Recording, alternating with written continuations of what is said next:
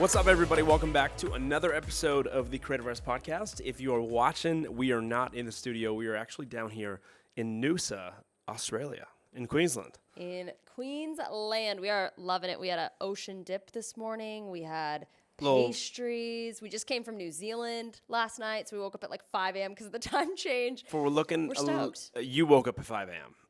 I Then she woke proceeded you to up at say, 6. "You need to get up because I want to go. I want to go get a chocolate croissant, Yeah. a cinnamon roll, Yeah, and jump in the ocean." So that's what we Yeah. did. that's what we It did. was so good. It was But worth guys, it. we're hoping you're You're having a great welcome. week. I don't know where you are in the world. Maybe you're in Australia. If you are, shout out to you guys. We're recording this from a little Airbnb we are in. Like I just said, in Noosa Heads, Australia. It is a beautiful day. Excited to have a shot on this podcast and talk about some fun stuff. Quick shout out, though. If you listen to the show, guys, I hope this is helping you grow your business. Here's an actual response from last week's episode. So this is how serious we are about podcasting. I mean, we brought our stuff all the way here to Australia. We are so serious about podcasting every single week. We have not missed a week in forever because we know it actually helps people grow their businesses, right? So I just got a message from Austin Farmer. So shout out Austin Farmer. He says, also, had a discovery call yesterday, closed a new $2,000 campaign as a trial run literally an hour after listening to this week's podcast. He listened to last week's episode, which is all about how to get people to say yes to you more often. And we introduced the idea, the concept of going, sometimes you don't have to start way up on this big deal. You can start relationships smaller on trial runs, and they can be free. Those can be like small scaled down deliverables you do for free. They could be even a $2,000 scaled down campaign, right? But he's stoked on it because he's like, hey, this client's epic. He said this client's actually a Colombia-based brand. They make handmade luxury products, blah, blah, blah, blah. He talks to me about it. And he says at the end of this, he said, hoping this goes really well and I might end up actually getting flown down to Colombia to do future campaigns. So sick. So cool. But guys, put stuff into action. I love how Austin went, hey, I got an upcoming call. Let me listen to this podcast about how to get more yeses on my sales calls. He did, and he got a $2,000 trial run. $2,000 like a solid amount of money for a trial run, right? Oh, absolutely. So Austin Farmer, great dude. Shout out to you. He was also actually in our mastermind. Yeah. Great guy. Oh, awesome guy. Austin, you're so cool. But he was a part of, round 10 of the Creative Rise Mastermind, which if you haven't heard, if you didn't listen to last week's podcast, we dropped the dates for round 11 of the Creative Rise Mastermind, which is our 6-week signature program, giving creatives the tools, the community, and the accountability they need to build a 6-figure business. And our next one is coming. And the dates are, round 11 starts March 3rd. So it starts March 3rd. It goes all the way until April 13th. So 6 full weeks. Applications open February 19th. If you want to get on the wait list, go to creativerise.com. We got buttons everywhere. You can join the no commitment wait list. So get in on that. And we'll talk more about what it is at the end of the episode. But let's jump on into it today. Yeah, 100%. So, guys, we're talking today about 3 ways you can actually have clients stick around for longer, okay? So, the concept is, you've probably felt this. I have for sure felt this. But you ever, get a deal. You're so excited. You finally sign a contract with a new client. And then they're just gone before you knew it. They're like, wow, that ended really quick. What just happened?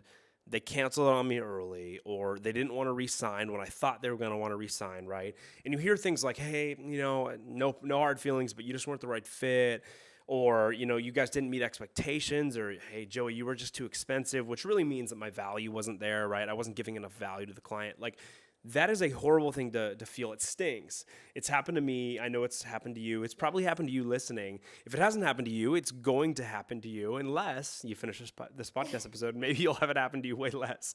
But we want to talk about what we've learned through these and how we've tried our best to engineer this not happening with our own clients, because it hurts. It hurts relationally, right? It puts stress on your relationship with that client. But it also hurts your wallet. And the whole point of this episode, the whole point of this podcast, right? Whole point of Creative Rise is to put more money in your pocket, put more money in your wallet as a creative. It's to help you get paid to do what you love more often than sitting there going, man, I'm not getting paid to do what I love, right? So super important that we continue to give you guys stuff every single week on the podcast. And this, I think this episode is going to be really fun. So the first thing we want to talk about today, number one, when it comes to how do you get a client to stick around longer, it starts at the beginning of the relationship. A lot of people mess up on this, myself included. I did not used to do this really well. But I'll set it like this. In the early part of my career, I used to have these really loose relationships. Like I would Loosey-goosey. loosey-goosey. I mean, when I say loose, I mean, I would be going back and forth on DM or on email with a client or text. We'd go, okay, yeah, let's do it. I'd send them a contract. I'd send them an invoice. They'd pay me part of the invoice or the full invoice. And then I would just show up to shoot on the decided date, right? Like we decided on a date in the contract and I would just show up to shoot. And then sometimes that went well. Sometimes, I'd turn over the content and there would be a disappointment in the client. They'd be like, oh, maybe this wasn't what I thought we were going to get, or maybe it wasn't as much as I thought. Maybe it's too much and it's overwhelming. And I would always be like, man, like how can I fix this, right? And what I realized was I did not have a really, really thorough onboarding process with intention so I can create aligned goals and really, really figure out what the client's desired outcome is.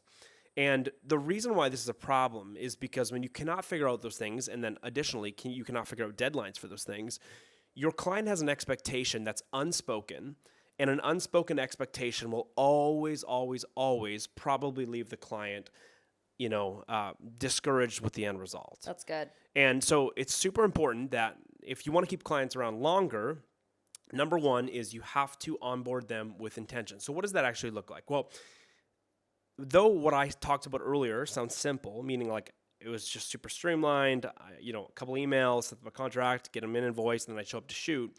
What it lacked a really, really good 15 to 30-minute call in the beginning of the relationship, or it's a meeting maybe in person, where I talk to them and go, hey, what are we actually trying to accomplish here? Like, what are your desired outcomes that I really need to know about? Again, what are your unspoken expectations that I need to figure out as the photographer or filmmaker here? What do you really need this project to do for you, this campaign to do for you, that you have not yet said that I need to understand? Because if I don't understand it, I'm probably not going to help you get that desired outcome. And if I don't get you that desired outcome, you're not going to want to work with me again, right? So a massive way that you can help clients stick around is by onboarding them really well, by asking them phenomenal questions in a discovery call, even 15 to 30 minutes. Does not have to be long. That really helps you understand what their end result goal is, what their desired outcome is, and then you can build some goals with them and build a plan around that, right? And even better, you can then put deadlines on it. The worst thing you can do is when you get into a relationship with the client and there's just no deadlines on anything. It feels awkward because you're like, it's been 3 weeks or now it's been a month and a half and I haven't even gotten on the project yet. Like, are they going to be mad at me? Like, that's a horrible feeling. So really understanding through an onboarding call, a really good discovery process, what their client's dream outcome is, what their desired outcome is, set some goals together, and then put some deadlines on it. If you can figure that out, the relationship will be off to a way better start. And because of that, clients will want to stick around longer. Absolutely. And then additionally, you don't just stop there. You don't just stop and go, oh, hey, we did our discovery call. We never have to do anything again. If you want clients to stick around even longer, having a great follow-up call, check-in, like mid-project check-in calls, these are really great. Oh, absolutely. I actually have a story about this. When Joey and I first started working together on brand campaigns, I'd be like shooting the photos, he'd be doing the video. I remember one of our first brand campaigns together as like a couple doing it together, not just like him coming on mine or me going on his. I remember you were so much better at this than I was. Like, you actually taught me a lot about really good questions to ask, because I think I went into the relationship thinking like, these people are busy, they're like big corporate, so I just want to like get in, get out, be super efficient on my time and their time, and not like almost like overstay my welcome in how much I was asking of them to be a part of it. You didn't want to be like an inconvenience. I didn't want to be an inconvenience, which is like a big part of my personality. But also, it was so good because I remember I had this whole plan of even down to like specific vision of what we were going to do for this client. And I remember before we jumped on the call, you were like, okay, let's ask all these questions. And I was like, we got on a discovery call with their new brand manager, or sorry, the director of brand. Yeah. And I remember we jumped on the call and we asked him all of these thorough questions, like, hey, what would a home run look like for you on this campaign? What would, what type of models are you looking for very specifically? Like, what locations, down to even like what facial expressions you want on the models. And I remember thinking like, this is tones, so colors, in-depth, everything. But it was hilarious because At the end of that call, I was like, I am so glad that Joey pushed to ask all of these questions because my vision was completely opposite. Like I was going to do this like happy thing and he wanted something that was like more artistic and like serious. And I was like, dang, we would have bombed this campaign had we not asked these types of things. And then we shot the campaign, did the whole thing. And at the end, he literally sent us an email that was like, you guys nailed this in every single way. Like I am so grateful and excited to like present this to the company. And I was like, we would have just been probably not got hired back or anything like that if we had done what we originally did. So you guys really focus in on that onboarding process, but then also it's the same thing throughout the process. Like as you're working with people, you want them to rehire you or to keep on with you if you're in a retainer style model. And the only way you do that is prove your results. Prove the fact that what you're doing is worth it, that they're getting a return on their investment, that things are growing. So whatever those metrics look like for you, give updates and give explainers around those updates throughout the process of working with them, and then continually have those feedback conversations where you can talk about like, hey, what's going well, what's not going well, how can we be doing better for you? Because a lot of people will just go, we don't want to have the awkward conversation of telling them what to change, so we'll just fire them instead. Whereas you're like inviting that feedback. It's crucial to just having an awesome relationship. Totally. So great point. I love that story. And I love that you learned something from me. You should love And that story. you- It's a good story Thank about you. Thank you. That made me feel very good about myself. But you do that really well now. Like really, really well. And you do that not only in the brand space, but you've also taken that back into like even the wedding space and stuff, which is cool. So, Yeah. and you've taken that into some of your other clients that you had in the brand space prior to even knowing me. I've watched you kind of like create new like relationship patterns with them where you absolutely. start to ask for more has to be feedback so and you do, yeah, intentional. exactly. Right. Yeah. So, guys, if you're wondering what this looks like, just a quick run over again. So point number one is you have to have a great onboarding process that helps discover what their desired outcomes are, and then you match a plan and goals on that so that you can actually, hit that for them and you can create results for them. So results could be like X amount of followers and X amount of time on their new brand accounts on new platforms or something. It could be increasing sales on X products, right? It could be creating 3 great videos that will increase efficiency when training internal teams on production.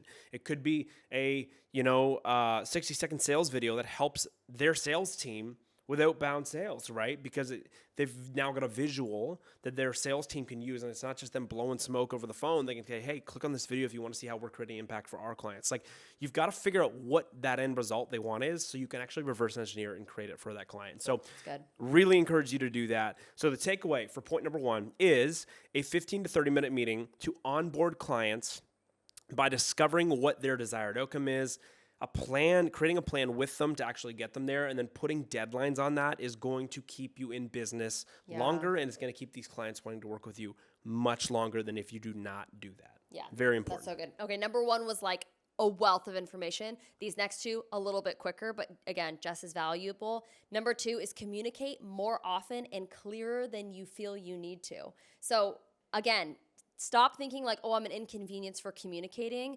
That is going to be like your biggest asset is communicating. Because if you think about any relationship, again, you have to think of these relationships with your clients as like relationships, not just like a business transaction. It's an actual relationship with a human. And if you are in a relationship or you have friendships, you have family relationships, things start to go downhill when lack of communication starts infiltrating your relationship.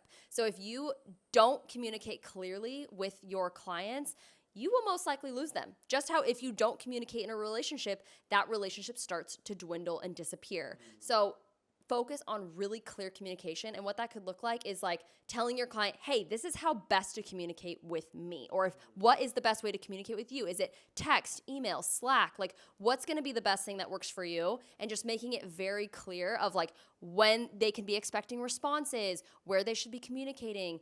No business will ever want to keep working with you or client in a wedding client if they feel like they can't get a hold of you. If you kind of feel, if they're always kind of wondering, when are things being delivered? What's happening with this? When are we having that call? If they have to like follow up with you, chances are you're not going to keep that client for very long. So make it super clear.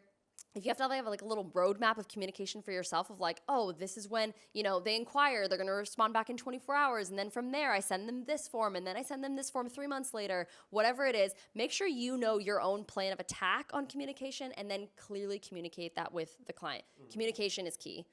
Yeah. I mean, I've been running an agency format for years now. So we hire, especially since we've been together as we've worked on bigger and bigger projects, we hire people all the time for stuff. Yeah. The number one way that we will never ever think about hiring you again is if you just don't communicate. Like if you're hard to get a hold of, Yeah. we're not ever going to hire, we'll probably fire you on the spot. Like we cannot work with people that don't communicate. And I can only imagine bigger and bigger relationships, with bigger clients. If I was working at a massive company and we were trying to work with creatives, if you didn't communicate well, like just gone. So if you are not responsive, meaning on time, and you also cannot communicate with respect, meaning you're actually kind, you're orderly, you're never going to get kept around, right? So crucial. So that's point number 2, communicate more often and clearer than you think you even need to. Point number 3 is incredibly simple. It is often overlooked, but this is one of my favorite ways. This is one of my faves too. That I think creatives can easily get kept around, and I think very few people do it. In fact, I know very few people do it. And I know this because, one, there was parts of my career when I was earlier on that I didn't really do this because I thought it was going to be kind of an inconvenience like you were talking about. And 2, I know creatives don't do this because, like I just said a second ago on point number 2, we hire creatives all the time for stuff. And this is, you have to be thankful for the work. So if you actually thank your clients, the odds of them hiring you again and keeping you around are so much higher. I don't know what the actual data is, but I would assume a grateful creative who's actually verbally grateful, like, hey, thank you so much. Thank you so much. I really appreciated this. I cannot wait for the next one. I appreciated the feedback. Thank you for helping me get better. Like that type of creative guaranteed gets hired back 5, 10x to 1, of a creative who just doesn't really even look like they want the work. So it's so important, guys. Think about it this way. If you ever helped somebody with like a random task, like let's say you've got a new neighbor and they're carrying stuff in and they just look like overrun with everything they're carrying into their house, and you're on your driveway for some reason, like, hey, let me give you a hand, and then they thank you like so kindly, like, oh my gosh, like you did not have to do that, but I'm so grateful you did that. I wouldn't have been able to get all that stuff done myself. Thank you so much for coming over, and I know it was just a little piece of your day, but I really, really appreciate that. You will have a very fond view of that neighbor for the rest of your life. Like you will look at them and go, wow, like I just appreciate them. They're really grateful. They're nice. I feel like I've got a good relationship with them. The next time they might need help, you will be more likely to want to help them because they were so grateful the first time. Now, let's put this into, context of working with a client. You're not necessarily needing help, but let's say there is a client that needs something. You help them, and then you are, hey, grateful for the opportunity, and they see you and go, wow, they're just really great to be around. I'm glad that we gave that person the opportunity because they took it seriously and they are grateful for it. They are going to be considerate of you the next time they have another opportunity for you, right? Yeah. Where the opposite of that is also true. If you hire somebody, and again, this happens to us sometimes, where we hire a creative and it just doesn't even seem like they want the work. Like they never say thank you. They're not super fired up for it. Once the project's done and delivered, they're like, here it is. They're not like, oh my gosh, that was incredible. Thank you so much. Like, is there any feedback? If so, thank you in advance for the feedback. I'd love to get better. Like, we just don't really want to hire those people back, right? Yeah. So it is so important that you are someone who is genuinely grateful for the opportunities that are coming across your plate. And if you are, and if you exercise that verbally, you actually tell people you are grateful. Grateful for the opportunity, grateful for the feedback, grateful for the relationship, grateful for the patience they had with you, or grateful for the encouragement they had, whatever it's going to be. Just thank them for everything. You will get hired back and kept around way more often than not. So a couple different ways to thank your clients. It can be as simple as a quick mention while you were at a wedding or you were on a brand set, like on a shoot. Hey, you're on the campaign. Hey, client, I'm just so grateful you brought me here. Like the weather's gorgeous today. It's so fun getting to do this with you guys. I'm just really grateful. I really want to make sure you know that I'm glad I'm here and I'm glad you've given me the opportunity. Thank you so much, right? Or you're at the wedding. It's, hey, oh my gosh, this is the biggest day of your life. I'm so glad that out of every single photographer in the world, you chose me to be here, and that means a lot to me. So I really, really value being here. I value being here with you on this day today. So grateful, and I'm so glad you're having such a great day, right? It can be something as quick as that, 10, 15-second thank you in person. It can be a quick thank you on a discovery call. So as we talked about discovery calls or onboarding calls, on point number 1, you can kick off that call by showing gratitude. Hey, so glad that you're giving me 15 to 30 minutes to talk about stuff today. I would love to just start off by thanking you and tell you I'm really excited for this opportunity. I do not take things like this, lightly. I'm serious about this. I'm serious about getting you results. That's why we're having this call. But it needs to go said that I'm so grateful that we are even talking today. I'm grateful for this new relationship and for the opportunity. Let's get started. Like, that is a really, really good way to start a relationship. I think that's honestly the perfect way. And the way that you even said that is also so good, because I think sometimes creatives are like, I don't want to thank, this is a very encouraging podcast for you right now.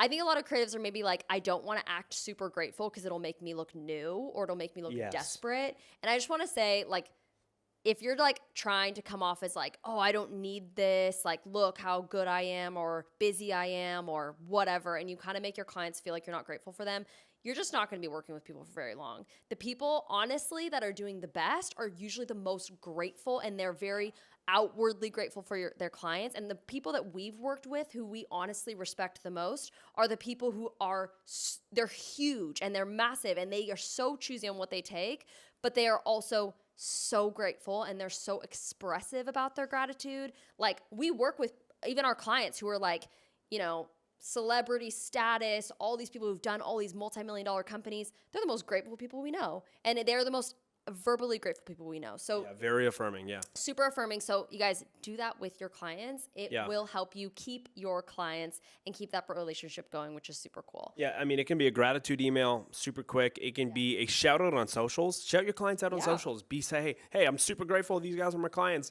Check out what they're doing, right? Very simple. It can be a small Christmas gift to your clients. Even a Christmas card. Send your family Christmas card to your clients. Like, sounds funny, but someone there is going to receive that and be like, this is really cool. I'm going to remember these people. These people thought about us enough to send us a card like this. Like, so cool. Even a short text does not have to be big. So takeaway for this is thankful creatives get rewarded way more often than someone who is ungrateful as a creative, right? The person who is not only excited about the opportunity but grateful for it is going to get more opportunities come their way because people want to work with people that are just grateful, right? So guys, to wrap up these 3 points right here, something that we really want to say is your skill will always help get you the relationship, but what helps you keep the relationship is your ability to be a good person. As a creative, that is so important. The skill will always get you in the door, but what keeps you in the room is how you are actually a decent human, right? I have worked with a lot of creatives. I have hired creatives throughout the years who are so talented, and I have gone and found somebody else who is less talented because they are just a better human. They got better communication. They're more grateful for the opportunity. And you just want to work with those people, right? Because people want to work with people they know, like, and trust. There is a sea of people who can do the job the same way you can do the job. You've got to be a good person on top of that if you want to get kept around, right? Totally. So important. And you guys, we know that managing client relationships can be really tricky. And I hope this podcast was really helpful for you of like, hey, here's some like things that I can do to kind of make things more streamlined, more efficient, more communicative, and then more grateful. But we also know each client relationship is so unique. And sometimes an episode like this isn't all encompassing for you, right? Like, sometimes there's client relationship issues or something like that happening on the spot. And if you're doing business all by yourself, which honestly most creatives are, they're kind of just like swinging at it all by themselves, day in, day out, trying to make this thing work. It can be really discouraging and isolating to be in that spot. And that is honestly why we do the Creative Rise Mastermind. It's because Joey and I have both been in the spots where we have felt isolated, discouraged, confused as a creative, and kind of felt like every time we went to go and talk to somebody, there was like gatekeeping, competitive spirit, not wanting to help out. So you end up just like hacking away things as your own, and you move so much slower doing it by yourself, which is why the Creative Rise Mastermind is focused on community. Because again, if you have a group of people that if something's going down in a client relationship, you have a group of people to go and go, hey, what do I do in this scenario? Or like, I'm about to jump on this sales call. What do I do? Or I have this pitch idea for this company. What do you think? And you get to go to a group of people who actually get it, who are doing the things that you want to do and are in the place of business where you want to be. And you can go to those people. That's massive. Like that helps your growth exponentially go so much faster than doing it all by yourself. Absolutely. The Creative Rise Mastermind also has so much strategy. We do modules that are like take the podcast, but like put it on steroids and give it like this all encompassing how to build a 6-figure business, like all that strategy with Lifetime all those access modules, to that too. lifetime access. So you can go through it literally whenever you want. But during the 6 weeks, we just make it jam-packed with accountability. We want people to come in who are serious about their business. So if you're someone that's like, hey, this is like my part-time little hobby thing that I just want to keep as a like fun side money type of thing, then this definitely isn't for you. The Creative Rise Mastermind is not for you. But if you're someone who's like, you know what? I want 2024 to be the year that I take my business to the next level. It's the year I take it full time. It's the year I hit 6 figures for the first time. Or maybe it's the year I pivot from, the wedding industry to the brand industry, or from the brand to the wedding, or into graphic design, or whatever it is. It's the year where you really want to take things seriously.